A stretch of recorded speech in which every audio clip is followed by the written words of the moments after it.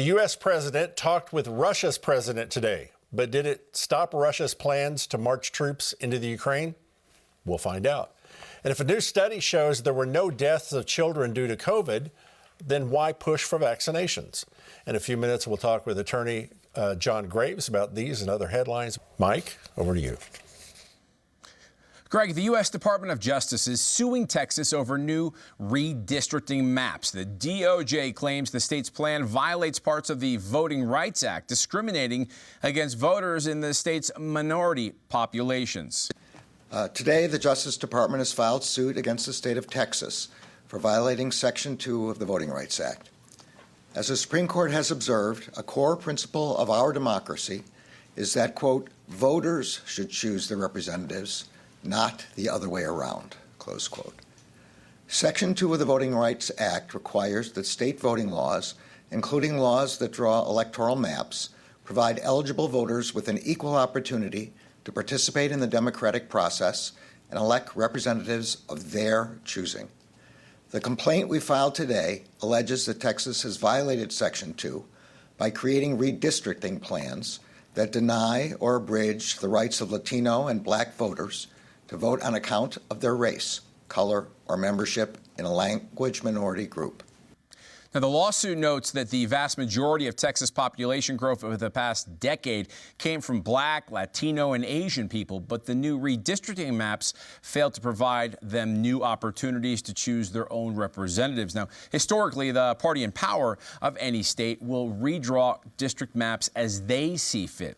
In response to the lawsuit, Texas Attorney General tweeted this: the Department of Justice's absurd lawsuit against our state is the Biden administration's latest ploy to control Texas voters.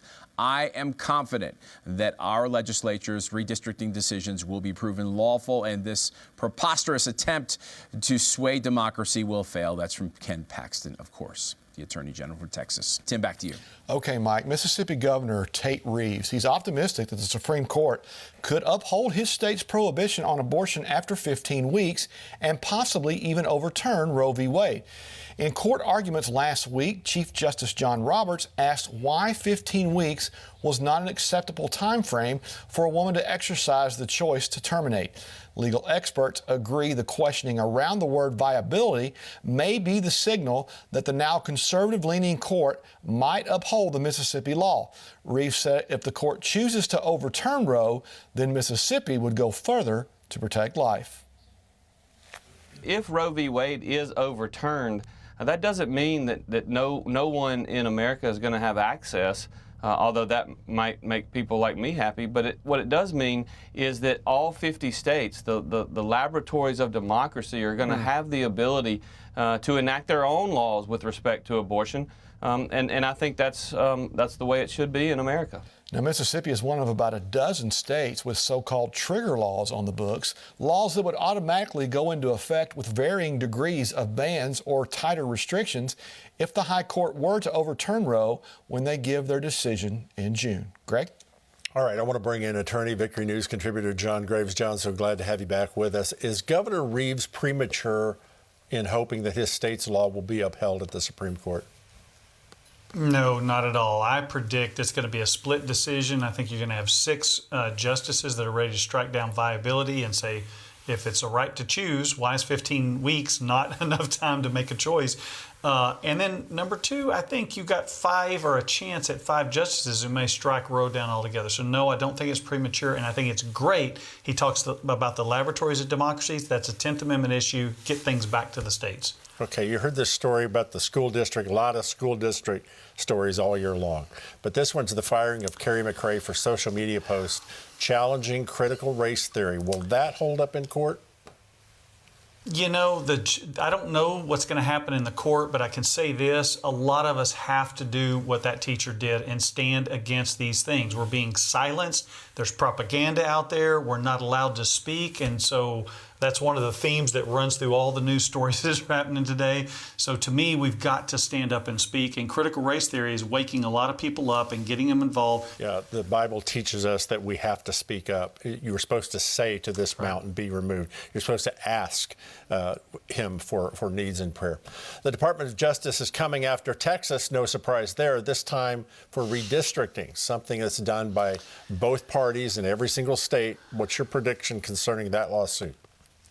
I think Texas wins that one. There was a little-known 2013 Supreme Court case that changed the rules, that the federal courts don't have as much authority to oversee states, and it's within Texas's rights. I think Texas actually went uber conservative. They could have done what Illinois, Oregon, and Nevada did and made it almost all exclusively one way. Those are Democrat states.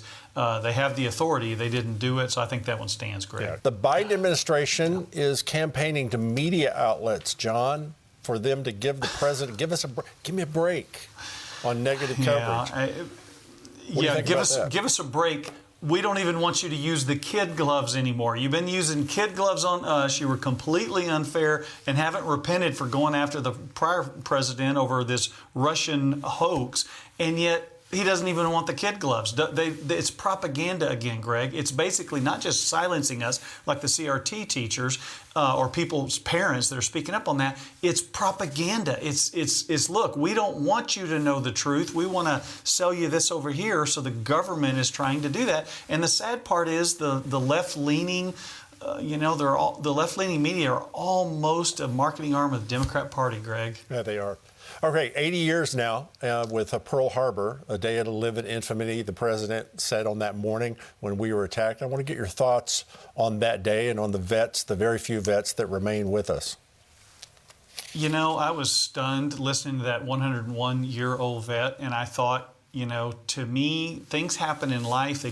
Satan he overplays his hand. He came after Moses and tried to take out the deliverer. He came after Jesus, tried to kill everybody. And sometimes that's what it takes to wake people up. It drew us into the war and stopped the horrendous evil of socialism, of Democrat socialist Hitler that was killing innocent Jews. And so sometimes when dark things happen, God's got a plan. It happens all the way through the Bible. It happens in our own history. And it's incredible to watch a man who survived 101 years. He's still here to tell the tale. Yeah, absolutely. I'm afraid the government today would try to put sanctions and hold press conferences, but we took action back then, and that's where we're at today. It's time to take action. John, we'll be back in just a moment. Thank you so much.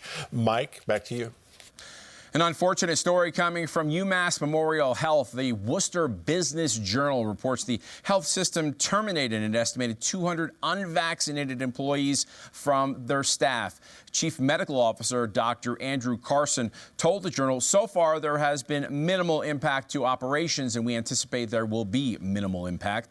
Certain services like radiology have been reduced from 3 locations down to 2. Carlson said the goal of the terminations was to keep patients safe. He also said UMass remains open to hiring back terminated employees if they will, in fact, get vaccinated.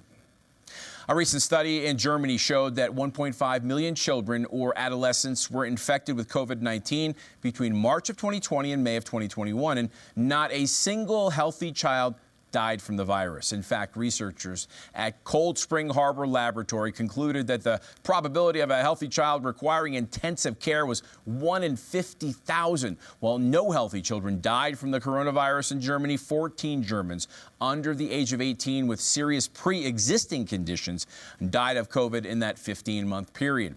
Now, that prompted former New York Times journalist Alex Berenson to warn, if you let your healthy child or teenager receive the mRNA COVID vaccine, you are insane, end quote. He went on to say that with the known risks of vaccine-induced myocarditis in young men and limited testing coupled with the German data certainly brings into question how health authorities can possibly justify encouraging children or teenagers to be vaccinated. With the available data and studies, it raises the question, why the forced vaccinations? And the Daily Caller shared an interview with former Facebook employee Kara Frederick, who shared some powerful statistics to support the claim of open bias of social media against conservatives. Twitter and Facebook censor Republican members of Congress at a rate of 53-1 compared to Democrats. Twitter suspends conservatives 21 times more often than liberals. Facebook created 2 internal tools in the aftermath of Trump's 2016 victory that suppressed right-wing content, media traffic, and reach on its platform. The bias against conservatives, it is still, I am amazed when people say, this doesn't happen, these are all anecdotal, this is all in your head. Or a woman was at a social media hearing a few weeks back, and she said, oh, this is all your hurt feelings. You can't base your policies based off of your hurt feelings because you have been suspended from these platforms.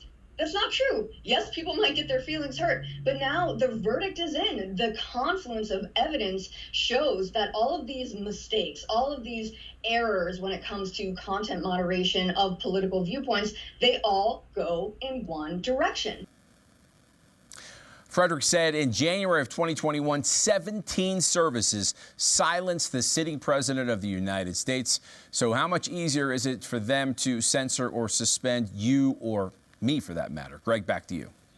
All right, our countdown to the 2022 election continues as we bring you coverage in the spirit of faith with America Stands.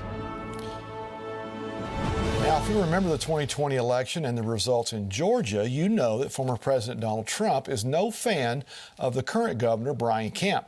So it should come as no surprise that 45 is supporting former Senator David Perdue in his primary challenge to unseat Kemp, who is running for re-election in 2022. In a statement about Perdue's candidacy, Donald Trump wrote, "David was a great senator, and he truly loves his state and his country. And I can't imagine that Brian Kemp, who has hurt election integrity in Georgia so badly, can do well at the ballot box, unless the election is rigged, of course." I want to bring in Victor News contributor John Graves once again. Hey, John, Donald Trump's backing David Perdue and standing up against Brian Kemp. Now, who do you think has the best shot at beating Stacey Abrams? Or is it going to matter which one it is?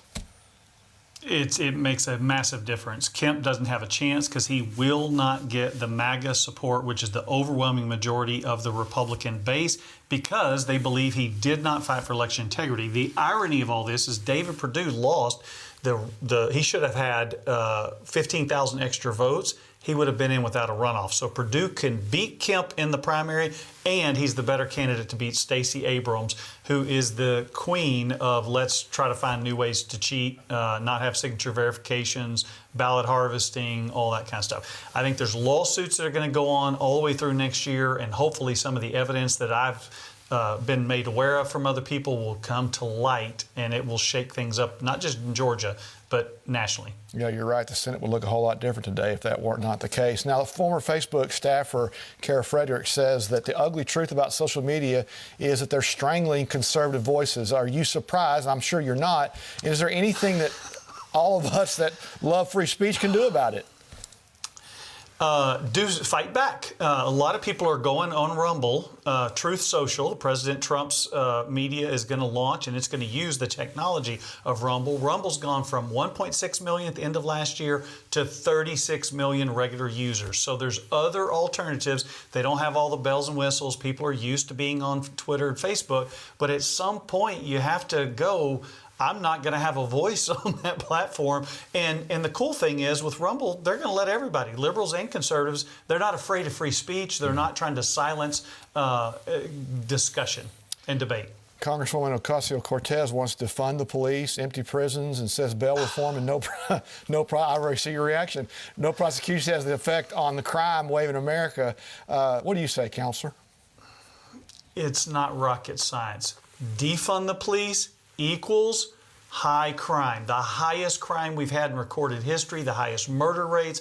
It's out of control. They can't even get police officers to work in some of these far left leaning Democrat controlled cities. It's just insane that you don't do it. It's as silly as if you tax or over-regulate businesses, you're going to lose jobs. Yeah, we did this story a minute ago. 1.5 million children and adolescents affected with COVID-19 from March 2020 to May of 21. Not a single healthy child died of the virus in Germany. Now, UMass fired 200 unvaccinated medical staff. Are there any recourse for these folks? And that's not just them, it's nationwide. Again, it's the same thing. Defund the police, get more crime. Fire a bunch of health workers, and then you have hospitals that are backed up that can't take care of people, and you have less health care. It's insane. If you just stop and pull back, use common sense. God gave us common sense. These policies are hurting people, whether it's COVID or defunding the police. And so we need to wake up and do something about this. Yeah, we do. We do need to wake up, and you need to run for school board. You need to get involved. You need to take action. Exactly. You need to be involved in what's happening in your community. John, thank you so much. We'll be back to you in just a moment. Mike, over to you. Greg, what will it take to stop Russia from moving troops into Ukraine? Well, the leaders of the United States and some of European allies shared a call Monday focusing on the need to show a united front to Russian aggression. Jake Sullivan held a press conference today and summed up the president's call today with Vladimir Putin. President Biden was direct and straightforward with President Putin, as he always is. He reiterated America's support for Ukraine's sovereignty and territorial integrity. He told President Putin directly that if Russia further invades Ukraine, the United States and our European allies would respond with strong economic measures. We would provide additional defensive materiel to the Ukrainians above and beyond that which we are already providing. And we would fortify our NATO allies on the eastern flank with additional capabilities in response to such an escalation. Now we wait to see if this is enough to get Putin to back off his military threat to the Ukraine. Well, the military news isn't much better in Asia. According to the head of the U.S. Indo-Pacific Command, Admiral John Aquilino, China is in the largest buildup of its military might since World War II. At a recent defense conference in California, Admiral Aquilino said China's buildup influenced Australia's switch from a submarine deal with France to one with the U.S. and U.K. to buy nuclear-powered subs. The Washington Times reports the admiral said the alliance will increase the ability of Australian, U.S. and British forces to coordinate operations and technology. According to reports from a senior U.S. official, China sees the new alliance, that is, as a key regional threat. Back to you, Greg. All right, I'll bring John Graves back in here. John, I listened to those two stories. Those are troubling. In ways, those are more troubling than COVID reports and everything else. I wrote down what the spokesperson there said. He said, President was direct and straightforward with Putin, and he said, if they invade, we will, and I joked about this earlier when we were talking about Pearl Harbor, we will respond with strong economic measures. What happened to shock and awe and overwhelming force? Yeah, and what happened of peace through strength? Reagan did it, Trump did it. We didn't have these type of aggressions under Trump because they knew he was going to back up what he said. And so it's very troubling, Greg. And then Taiwan is another big problem. And, you know, Biden has let it slip a couple of times. You know, that could turn into something. China is being very, very aggressive. Russia is. And it's now coming out. What the media suppressed, that Hunter Biden's laptop, the Chinese may have something over him, and that may be why they're soft about it, Greg. That's absolutely true. Okay, in light of this bad news, take about 30 seconds here and lead us in prayer, if you would. God, we just pray that when we look at Russia, when we look at China, when we look at all the tyranny that's happening in our own country, we would remember today especially that even when we're attacked like we were on Pearl Harbor, it's a long buildup, it takes a lot of resolve, but if we fight for the right things, you will bring the victory in the name of Jesus. Amen. Amen. The enemy always overplays his hand, John. That's and right. I think that's what's going to happen here. And the resolve of the American people and the righteousness of America will rise up. If you are concerned about these things, there's a prayer number on the screen that you can call. A licensed prayer minister will pray with you and for you and your family. John, thank you so much.